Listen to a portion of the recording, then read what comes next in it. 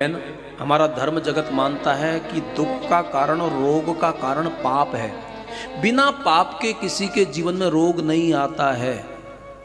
इसलिए हमारा धर्मशास्त्र मानता है कि पाप की निवृत्ति हो जाने से व्यक्ति के जीवन में, ये जो लिखा श्लोक है कि अनपत्तयो मोक्ष काम, दलिद्र इच्छाई रोगी, किसी भी प्रकार का रोगी है अगर वो परमात्मा का भजन करता है, याद रखना मेरे भाई बहन, मुझे पक्का भरोसा है कि एक ना एक दिन आने वाले समयों के बाद मानव जाति को ये पता चलेगा कि हम लोग दवाइयों से और इन सब चीज़ों से इतने ऊब जाएंगे, जब हमको लगेगा कि अगर हमको स्वस्थ रहना है तो हमें धर्म जगत की जो जीवन जीने का तरीका है उसको अपनाना होगा।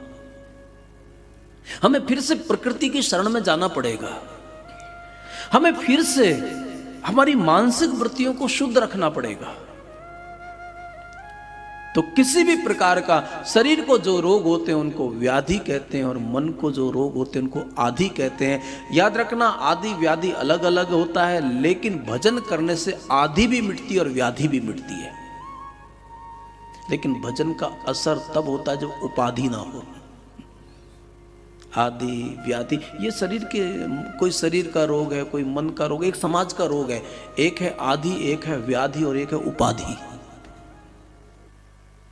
बहुत प्रकार के रोग व्यक्ति को लग